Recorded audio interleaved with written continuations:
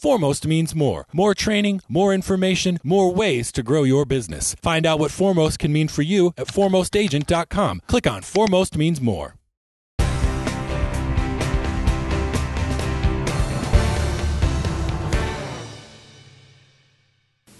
At the PLUS D&O Symposium earlier this year, Kevin LaCroix, Executive Vice President of R-T ProExec and the author of the D&O Diary blog, discussed 3 items on his list of top 10 D&O stories of 2012. The SEC's whistleblower program, the agency scrutiny of 10b-5 plans, and SayonPay litigation. LaCroix predicts 2013 will be the year of the whistleblower.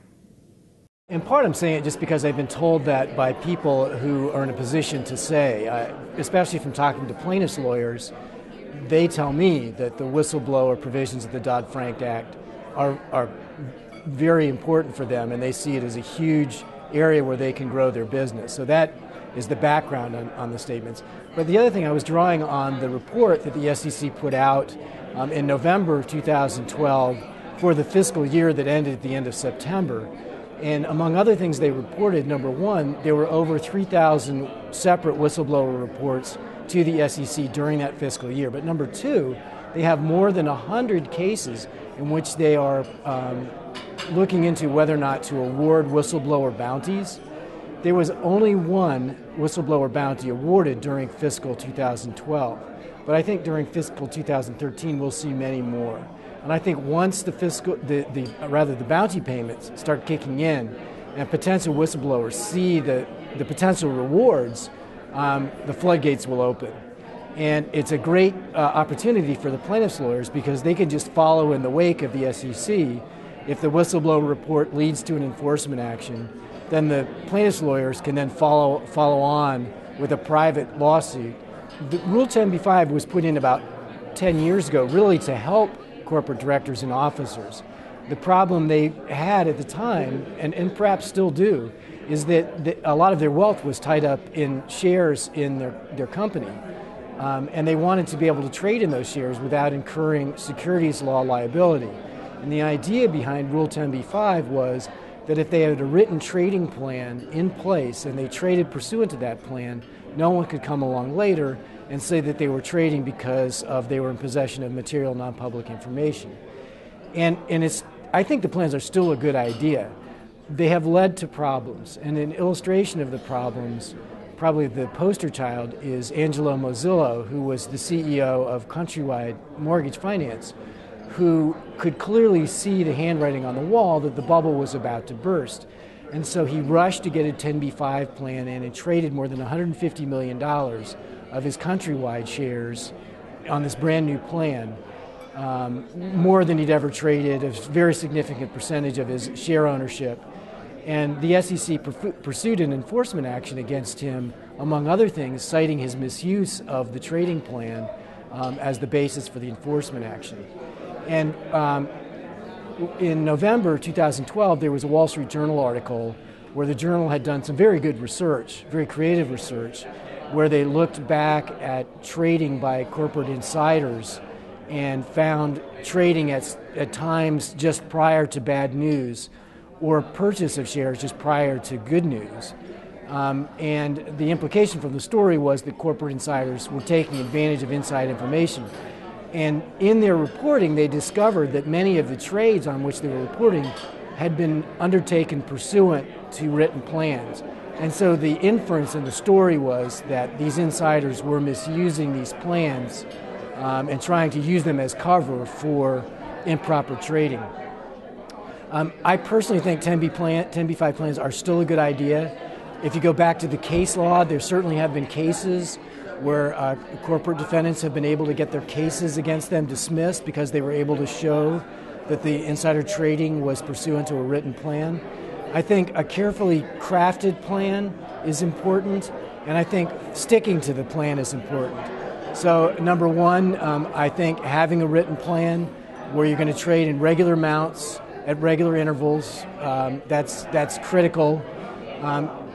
Actually trading consistent with the plan and not stopping and starting, only having one plan. You wouldn't think you'd have to say that, but many of the stories in the journal the executives had multiple plans, which kind of gave them a flexibility that they really shouldn't have. It should really be sort of automatic.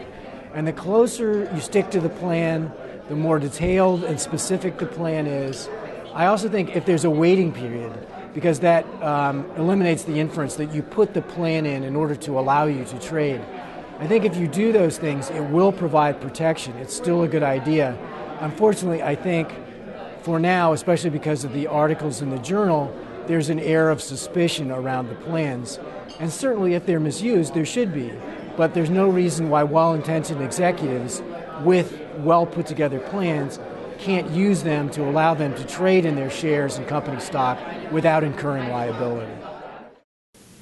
As for SayonPay litigation, LaCroix says plaintiffs' lawyers haven't met with much success yet, but they're still pursuing the cases with implications for D&O insurers. The Dodd-Frank Act required that all public companies have a vote by their shareholders, an advisory vote by their shareholders on executive compensation. And in 2011, the first year in which companies had to have their SayonPay vote, for the companies that received negative votes, quite a number of them were hit with lawsuits by litigants filing shareholders' derivative lawsuits around compensation issues. Those 2011 lawsuits were not particularly successful. In fact, only one survived a motion to dismiss.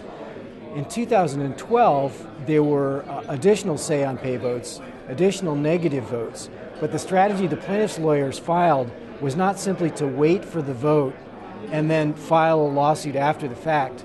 What they did starting in 2012, and they're continuing to do in 2013, is in an anticipatory way, before the vote, they're filing lawsuits alleging insufficient disclosures in the proxy statements.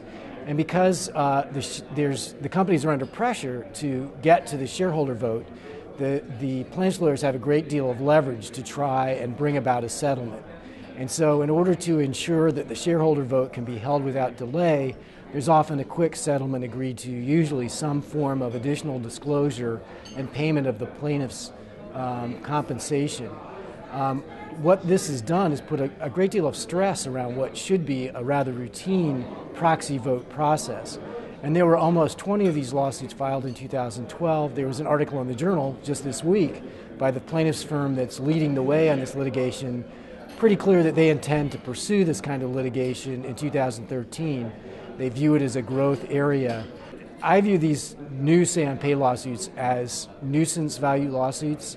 I think they're really kind of a hold-up mechanism, but until we can come up with a way to quickly knock them out, they're going to be worthwhile for the plaintiffs to file. And the solution for the corporations, I think, is going to be to focus on the disclosure. It certainly is going to have somewhat of an impact on the primary carriers. They tend to be very short-fused cases, so the attorney's fees, although incurred very quickly, don't have a long time to accumulate deeply. There's usually a quick settlement that is non-cash with payment of plaintiff's fees. So although they can be costly in terms of the amount that's accrued very quickly, they're not going to produce the kind of severity losses.